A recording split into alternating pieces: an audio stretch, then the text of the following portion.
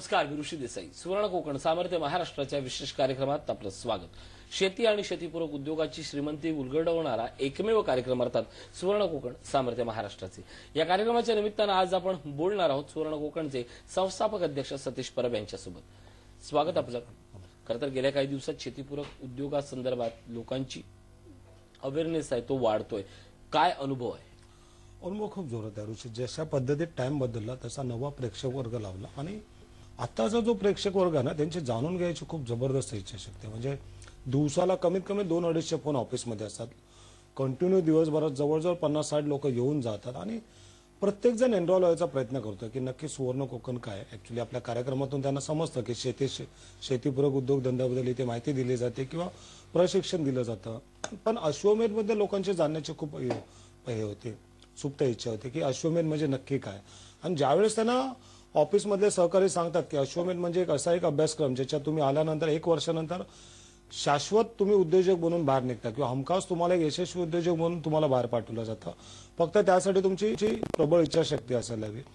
आणि जसं जसं ते जाणून घेतात अभ्यास दौरा म्हणजे नक्की काय, डीव्हीडीवर लोकांच्या खूप हे असतात, मागणी असते. कारण मग ते मला वाटतं गेल्या आठवड्याभरात जवळजवळ 300-400 नुसत्या शेळी पालनाच्या आणि गोपालनाच्या म्हणजे देशी गायचं संवर्धन आणि त्यातून मिळणारी श्रीमंती लोकांना खूप जाणायचं असतं, शिकायचं असतं. आणि हा जो प्रकार बघितला की त्यांना एवढी कल्पना नव्हती की शेतीपूरक धंद्यामध्ये पण एवढी श्रीमंती दडली आहे. प्रत्येकाला काही ना काही करायचं होतं. आणि त्यात महिला वर्गाचा जो प्रमाण जर बघितलं ना ऋषी तुम्ही, तर तो खूप मोठ्या प्रमाणात आहे. प्रत्येक गृहिणीला वाटतं की मी माझ्यासोबत माझ्या कुटुंबाला काहीतरी आधार देईन. माझ्याकडे 2-4 तास असतात, त्या 2-4 तासात मी काय करू शकेन, मी असा कोणता उद्योगधंदा करू शकेन. असंख्य प्रश्न, असंख्य जिज्ञासा. आणि खूप बरं वाटतं ज्या पद्धतीतलं लोकांचे कल शेतीपूरक उद्योगधंद्याकडे पुन्हा एकदा वळतोय ते भाव. हा जो ट्रेंड आहे किंवा हे जे सगळे कल आहेत हे बदलण्यामागे प्रत्येकाला श्रीमंती तर हवी असते, पण ती एवढीच सहज साध्य म्हणजे जे 1-2 तास करूनही मिळू शकते हा विश्वास त्यांना सुवर्ण कोकणच्या मार्फत पोहोचवला जातोय. यातनं आता मुंबईतल्या गृहिणीची आणि विशेषतः सिनियर सिटीजन आहेत त्यांची या क्षेत्राकडे येण्याची त्यांची वैयक्तिक आवड आणि त्यांना मिळालेलं यश कसं आहे? ऋषी, काही महिला आणि म्हणजे 60च्या पुढचे आपले जे वृद्ध हे होते ग्रहस्थ, त्या सर्वांचं एकच म्हणणं होतं की आमच्याकडे एवढा वेळ नाही, पण आम्हाला आमच्या कुटुंबासाठी काहीतरी करायचं आहे. असं काहीतरी इन्कम आम्हाला जनरेट करायचं. म्हणजे एक संकेत बाईंग होते, अजून काही महिला होत्या. तर त्यांनी असं सांगितलं की आम्ही नुसते तिथे जर काही जॉईंट प्रोजेक्टमध्ये आम्ही येऊ शकलो तर, म्हणजे समजा आता सुवर्ण कोकणचा स्वतःचा कणकवलीमध्ये एक मोठा मेगा प्रोजेक्ट होता ज्याच्यात शेळी पालन, कुक्कुटपालन आणि गोपालन हे एकत्रितरित्या 4-5 व्यवसाय आम्ही करतोय. तर त्याच्यात त्यांना भागीदार म्हणून यायचं होतं, सहकारी म्हणून बनवून यायचं होतं. तर प्रत्येकाला काही ना काही करायचं. आपण एक झालं ऋषी की ह्या कार्यक्रमाच्या निमित्ताने लोकांना राग यायला लागला, चीड यायला लागली आपल्या परिस्थितीवर, आपल्या गरिबीवरती. आणि त्यांना ती जाणीव झाली की आपणही करू शकतो. जर एखादा नितीन पेडणेकर किंवा एखादा, तुम्हाला काल सांगतो रशिका साठे म्हणून आमच्या शिलेदार आहेत, वय वर्ष मला वाटतं 60च्या आसपास असेल. त्यांनी काल 2 देशी गायी घेऊन आले, त्यांची नावही ठेवली शमी आणि दुवा.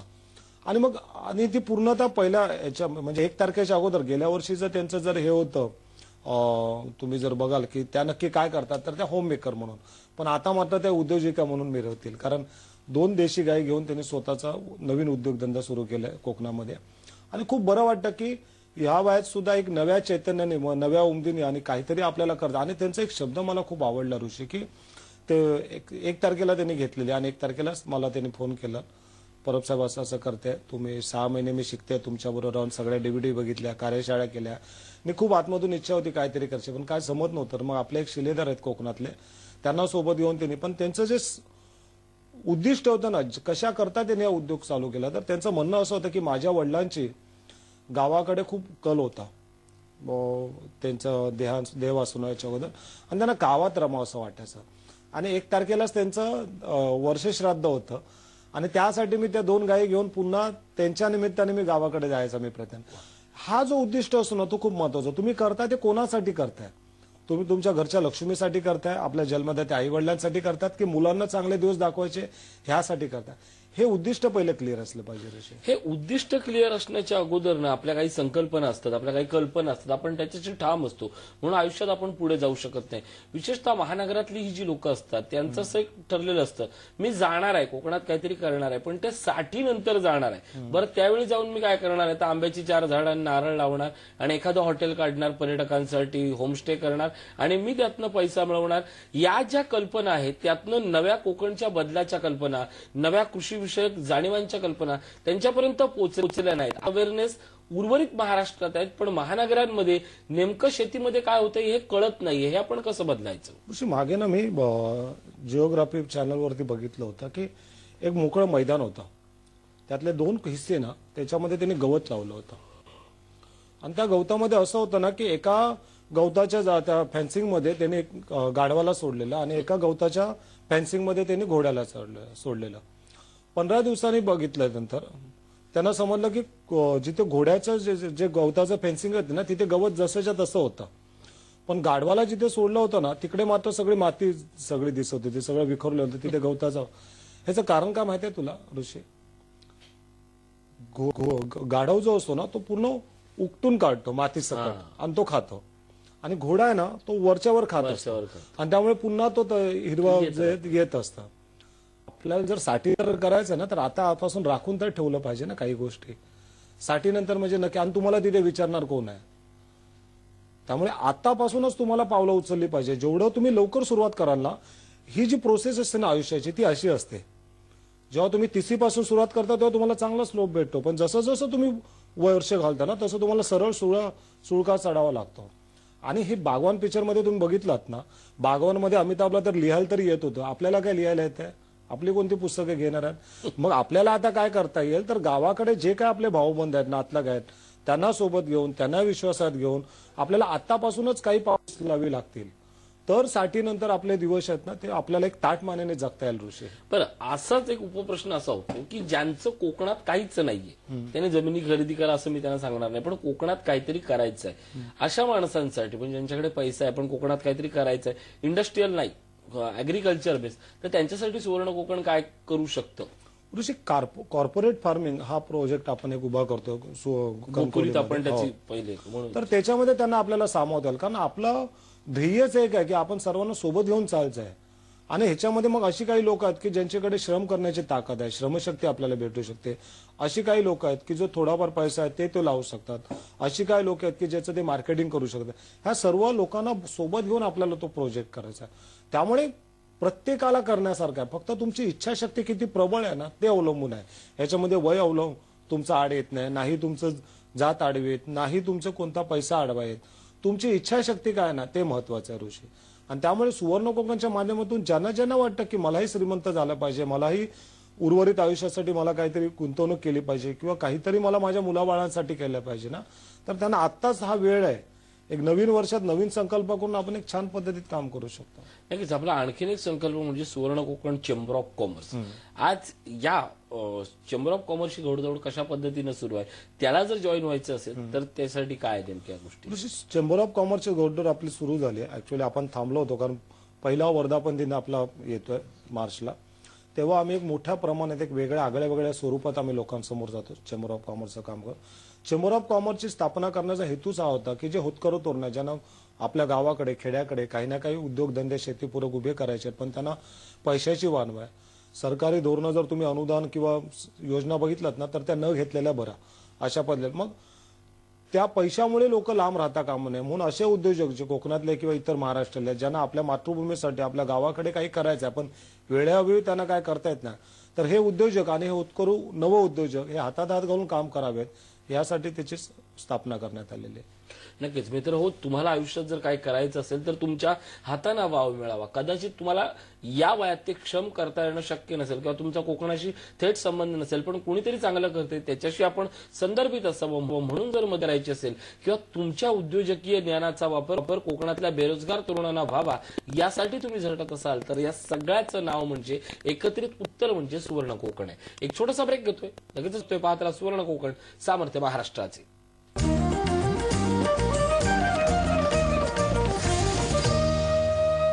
ब्रेक नंतर स्वागत. आपण बोलतोय सतीश परब यांच्यासोबत. आपण गोपुरीला फार मोठा प्रोजेक्ट राबवत आहे, तो नेमका प्रोजेक्ट काय काय सांगाल? ऋषी, तो कोकणचा अभिमान असेल तो प्रोजेक्ट. म्हणजे कोकणातल्या मुलांना, कारण तो कोकणात प्रोजेक्ट होता, शेतीपूरक उद्योगधंद्यामध्ये जर करिअर करायचं असेल तर त्याचं उत्कृष्ट मॉडेल तो प्रोजेक्ट असेल. तिथे 10 एकर जागेवरती आम्ही 1 एकरमध्ये शेळी पालन करतोय, 1 एकरमध्ये आम्ही देशी गोवंश सांभाळतोय, त्याच्यातली श्रीमंती लोकांना दाखवतो. काही जागेवर आम्ही कुक्कुट पालन करतोय, काही जागेवर आम्ही वनौषधी लावतोय. जे 12 प्रोजेक्ट आपल्या अश्वमेधचे आहेत ना, ते सगळे प्रोजेक्ट तुम्हाला या 12 एकरवरती तुम्हाला दिसतील. आणि ज्या कुणाला शेतीपूरक उद्योगधंद्यात करिअर करायचं, ऍडव्हान्स टेक्नॉलॉजी जाणून घ्यायचे, प्रॅक्टिकली काही काम बघायचं, ग्राउंड लेवलवरचे बारकावे सगळे बघायचे आहेत, तर त्यासाठी आदर्श असा हा प्रोजेक्ट असेल. आणि ह्या प्रोजेक्टमध्ये अजून एक वैशिष्ट्य असं, हा कोणत्या एका व्यक्तीचा किंवा संस्थेचा प्रोजेक्ट नाही, तर असंख्य होतकरू आणि प्रस्थापित उद्योजकांनी एकत्र मिळून केलेला हा प्रोजेक्ट असणार आहे ऋषी. आज मुंबईत असे काही अनेक कॉर्पोरेट संस्था आहेत, कॉर्पोरेट फायनान्शियल कंपन्या आहेत की ज्यांना कोकणसाठी काहीतरी करायचं आहे, पण अर्थात सुवर्ण कोकण ही एक वेगळी कंपनी असल्यामुळे ते थेट मदत करू शकत नाही, पण अशा प्रोजेक्टसाठी त्यांना करायचं, अशा कंपन्यांना काय आवाहन करा? नाही, शेवटी त्या कंपन्यांचा उद्देश हाच असतो की तळागाळातल्या लोकांपर्यंत ह्या गोष्टी पोहोचल्या पाहिजेत. आणि सुवर्ण कोकण तेच काम करते. होतं काय की कदाचित आम्ही अप्रोच करायला कमी पडत असतो किंवा ते आपल्याकडे अप्रोच करायला थोडंसं काही गोष्टी त्रुटी राहत असतील, पण कार्यक्रमाच्या निमित्ताने सांगतो की त्यांचं आणि आपलं उद्दिष्ट जर सारखंच असेल तर त्यांनी सुवर्ण कोकणच्या प्रवाहात यावं. कारण आमचा उद्देश हाच आहे की प्रत्येक शेतातल्या बांधापर्यंत ही जी समृद्धी आहे शेतीपूरक धंद्यातली ही पोचली पाहिजे. आणि मला वाटतं तेच कार्य त्याही लोकांचं असेल. आणि म्हणून हा जो प्रोजेक्ट असेल कणकवलीतला सुवर्ण कोकणचा, तो खूप आदर्श प्रोजेक्ट असेल ऋषी. असंच ज्या पद्धतीने कंपन्या आहेत त्याचा आज खूप मोठ्या उच्च पदस्थ असणारे किंवा जी माणसं आज मुंबईशी जोडली गेली आहेत पण कोकणची नाळ विसरली नाहीत, या माणसांनी या चळवळीत आपला हातभार कसा काय लावू शकतात? ऋषी, 2 पद्धती. एकतर आपण कॉर्पोरेट फार्मिंग म्हणून करतोय, त्याच्यामध्ये त्यांनी आमच्या सोबत यावं, जेणेकरून कोकणातल्या तळागाळातल्या मुलांना त्याचा खूप मोठा फायदा होणार आहे आणि त्यांना एक रोजगाराची संधी उपलब्ध होणार आहे. आणि दुसरी गोष्ट की जो लोंढा मुंबई ठाण्याकडे येतोय गावच्या लोकांचा, तो थांबेल. कारण त्यांना तिथेच जर रोजगाराची साधनं भेटली, तिथेच जर त्यांना पैसा भेटला तर ते इथे कशा येतील. तर आणि ह्यांनाही इथे जे उच्च पदस्थ आहेत त्यांना एक सेकंड इन्कम म्हणून आपण तिथे चांगला एक वाव मिळू शकतो असं मला वाटतं. दिल्ली सारख्या शहरात वाहनांचं प्रदूषण होऊ नये म्हणून इव्हन आणि ऑड असा एक प्रकार राबवला जातोय. खरं तर आपल्याकडे शेतीतली गोष्ट आहे की आंतरपीक अल्टी मारणं पद्धतीची, याच पुन्हा तत्वानं जर श्रीमंत व्हायचं असेल तर अशा पद्धतीनं काहीशा कृषीपूरक, नंतर पुन्हा नोकरी किंवा काही काळ कृषीपूरक, अशा पद्धतीचा अवलंब करणं ही आज आपली गरज बनली आहे. काळाची गरज आहे. कारण आता काय झालंय, आपण एकाच ह्याच्यामध्ये असतो की नोकरी एके नोकरी किंवा धंदा एके धंदा, किंवा गाव म्हटलं तर गावच, मग तो मुंबईला कोणाच्या तरी लग्नाला येईल किंवा काहीतरी कार्यक्रमाला येईल फिरायला म्हणून, किंवा मुंबईच्या लोकांचा तसंच मे महिना किंवा जत्रा किंवा असं काही. तर परंतु मुंबईत नोकरी करता करता किंवा धंदा करता करता जर तुम्हाला आपल्या गावाकडे जर बस्तान मांडायचं असेल तर असे जे प्रोजेक्ट असतात जे कॉर्पोरेट शेतीत आपण अवलंबतो त्याच्यामध्ये सामावून घेऊन त्यांना स्वतःचा एक योगदान आपल्या गावाकडे देता येईल. कारण ह्याच्यातून 2 गोष्टी येतील, एक पैशाला रिटर्न्स तर तुम्हाला भेटतीलच, पण त्याचबरोबर एक वेगळा अनुभव, एक वेगळी अनुभूती की माझ्या हातून काही निर्माण केलेल्या गोष्टी आहेत ज्या मला रोज खायला भेटतात किंवा माझ्याकडून लोकांना जात आहेत. हा जो अनुभव असतो ना तो पैशापेक्षा खूप मोठा असतो ऋषी.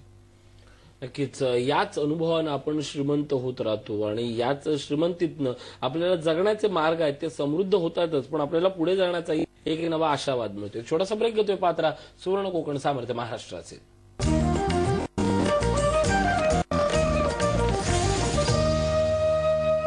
ब्रेक नंतर स्वागत. आपण बोलतोय सतीश परब यांच्यासोबत. पण 17 जानेवारीला कार्यशाळा होते, यावेळीची कार्यशाळा नेमकी कुठे असणार आहे आणि काय वैशिष्ट्य आहे?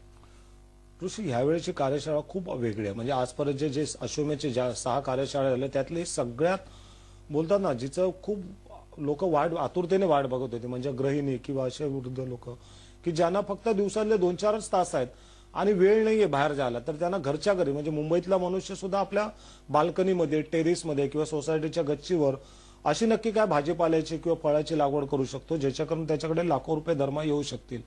तर असा विषय परसबागेतील श्रीमंती, म्हणजे आपल्या घरच्या घरी किंवा बिल्डिंग मधल्या बाल्कनीमध्ये, गच्चीवरती, टेरेसवरती कुठेही तुम्ही तुमच्या जागेप्रमाणे अशी काही झाड लागवड करू शकता, भाजीपाला लागवड करू शकता. याच्यातून तुम्ही विकून श्रीमंती घेऊ शकता. आणि सगळ्यात महत्वाचं म्हणजे पैशापेक्षा जी गोष्ट खूप महत्वाची ती की आपण आपल्या प्रियजनांना, आपल्या मुलांना, आपल्या बायकोला, आपल्या आई वडिलांना जे अन्न देतो हे नक्की अन्न कोणतं आहे, त्याच्यावर काय कोणत्या केमिकलचा मारा केलाय, किती घातक विषारी द्रव्य आहेत हे आपल्याला माहित नाही, पण आपण प्रेमाने त्यांना जबरदस्तीने भरवत असतो. आणि मग ही अजाणतेपणे होणाऱ्या चुका टाळण्यासाठी आपण स्वतःच का नाही एक सात्विक आणि सेंद्रिय पद्धतीने भाजीपाला किंवा फळ लागवड जी काय आपल्याला वर्षभर लागते ती आपल्या बागेमध्ये, आपल्या घराच्या गच्चीवर करू शकू. आणि ह्या सर्वांसाठी हा 17 तारखेची जी कार्यशाळा आहे, परसबागेतली श्रीमंती, हा कार्यक्रम आपण घेतला. आणि त्याच्यात फार मोठ्या प्रमाणात गृहिणी, महिला आणि सर्व नोकरदार वर्ग हा तिकडे तुम्हाला आलेला दिसतो. नक्कीच यावेळेला म्हणजे वारंवार मी कोकणबद्दल बोलतो, पण यावेळेला मी कंटिन्युअस गेले काही दिवस महानगर हा फोकस केलाय. खरं तर गावाकडे होऊच शकतं, पण महानगरात काहीच होऊ शकत नाही त्या माणसांसाठी. यावेळेचे काही वक्तेही असे आहेत की जे सिमेंट कॉन्क्रीटच्या जंगलात राहूनही अशा पद्धतीचं लाखो रुपयाचं उत्पन्न घेत आहेत. नक्की यावेळेचे वक्ते असे आहेत ना ऋषी की तुम्ही अवाक व्हाल. कारण मुंबई सारख्या, बांद्रासारख्या ठिकाणी गच्चीवर केलेली भाजीपाल्याची आणि फळझाडाची लागवड आणि त्याच्यातून महिना होणारा 4-5 लाखाचा टर्नओव्हर, अशी व्यक्ती आहे की जी खारघर सारख्या ठिकाणी राहते आणि त्याच्या बाल्कनीमध्ये आणि टेरेसमध्ये त्यांनी अशी काही भाज्यांची, फुलांची लागवड केली आहे ज्याच्यातून ज्याचं वर्षाचं टर्नओव्हर करोडो रुपये. आणि मग अशा गोष्टी ज्या तुम्ही आम्ही सगळे करू शकतो आणि त्या जाणून घ्यायचा फार मोठा बोलतो ना एक मोठी संधी आपल्याला सर्वांना भेटली. आणि ह्याच्यात सगळ्यात महत्वाचं जे पार्ट टाइमच्या शोधात आहेत किंवा ज्या गृहिणी काहीतरी 2-3 तास मी करू शकतो त्यांच्यासाठी खूप मोठी संधी आहे, सुवर्ण संधी आहे ऋषी. नक्कीच 1 BHK मध्ये ही आपण हे सगळं करू शकतो का अशी एक मनामध्ये एक भीती असते त्या सगळ्या गृहिणींसाठी किंवा ज्या सध्या जॉब शोधतायत किंवा ज्यांना घरी 1-2 तास मिळतात अशा सगळ्या महिला वर्गांसाठी, भगिनींसाठी आपण काय सांगाल? ही कार्यशाळा त्यांनी का अटेंड करावी? ही कार्यशाळा त्यांना अटेंड करावीच लागेल. कारण कुठेतरी पार्ट टाइम 2-4-10 हजारामध्ये करण्यापेक्षा आणि आपला वेळ आणि प्रवास खर्चात वेळ घालण्यापेक्षा 2-3 गोष्टीचा तुम्हाला इथे संगम भेटेल. एक तर तुम्ही घरच्या घरी 1-2 तास देऊन, म्हणजे तुमच्याकडे जागा नसेल तर डिश फार्मिंग आहे, त्याच्यानंतर बॉटल फार्मिंग आहे, खूप असे प्रकार आहेत जे तुम्ही घरच्या गच्चीवरती, घरातल्या बाल्कनीत जे चाळीत राहतात ते चाळीत आजूबाजू, घराच्या आजूबाजूला किंवा जे गावात राहतात त्यांना परसबागेत म्हणजे आजूबाजूच्या अंगणामध्ये खूप काही अशा गोष्टी करण्यासारख्या ज्या कमी पाण्यामध्ये आणि कमी खर्चामध्ये आपण करू शकतो. तर या सगळ्या गोष्टीचा उलगडा आहे 17 तारखेच्या कार्यशाळेमध्ये होणार आहे. नक्कीच या कार्यक्रमाच्या निमित्तानं पुन्हा एकदा ही सगळी माणसं भेटणार किंवा मुंबईत ज्यांना स्वतःची ओळख नाही पटली त्यांच्या ओळखीसाठी हा कार्यक्रम महत्वाचा आहे. या निमित्तानं पुन्हा एकदा आवाहन अश्वमेधचं. अश्वमेध म्हणजे एकच आहे ऋषी की हा जसा कार्यक्रम आहे तसे 12 कार्यक्रम अश्वमेधमध्ये होत असतात. लोकांना मी एवढंच सांगेन की जर तुम्हाला संपूर्ण ह्याचा गोंधळ झाला असेल, नक्की काय करायचं माहिती नाही, परंतु तुम्हाला श्रीमंत बनायचं, तुमच्या घरच्यांना सुख समृद्धी द्यायचे, घरच्यांचे दिवस पाळायचे आणि मुळात तुम्हाला तुमच्या गरिबीबद्दल आणि या वाईट परिस्थितीबद्दल राग आहे, ह्या सर्वांसाठी सुवर्ण संधी आहे अश्वमेधची. कारण अश्वमेधमध्ये आलेला व्यक्ती त्यांनी काही जरी केलं नाही, फक्त त्याची शिकण्याची आणि करण्याची जिद्द असेल ना तर अश्वमेधमध्ये वर्षभरात तो एक यशस्वी श्रीमंत उद्योजक म्हणून जाऊ शकतो. एवढं आपण ठामपणे अश्वमेधबद्दल बोलू शकतो ऋषी. अश्वमेध असेल, सुवर्ण कोकण असेल, प्रत्येक गोष्ट असेल ही तुमच्यासाठीच आहे. फक्त आपण आपल्या पद्धतीनं ती कशी वापरतो. कधीतरी बाजारात गेल्यावर आपल्याला वैषम्य वाटतं, एवढीशी कोथिंबीरची पेंडी देणार, त्याला 5 आणि 10 आणि शनिवार रविवार म्हटलं तर 15-20 रुपये का घेतो, एवढं कायला सोनं लागलंय. पण सोनं लागलंय कारण त्याला माहिती आहे घेणारा ग्राहक वर्ग आहे, देणारा तो बसलाय. आपण त्या सोन्याच्या शोधात, आपली माती उरकत नाही, आपली बाल्कनी बघत नाही, आपलं टेरेस बघत नाही. हे ज्या दिवशी पाहू ना त्या दिवशी खऱ्या अर्थानं आपली श्रीमंती ही आपल्या हातात असेल. मित्र 17 जानेवारीला ही कार्यशाळा होते. कार्यशाळेला स्क्रीनवर नंबर जात आहेत, त्या नंबरशी आपण संपर्क साधा आणि आठवणीनं या कार्यशाळेत प्रवेश घ्या. परब या ठिकाणी आला, खूप सुंदर मार्गदर्शन केलं, आभार.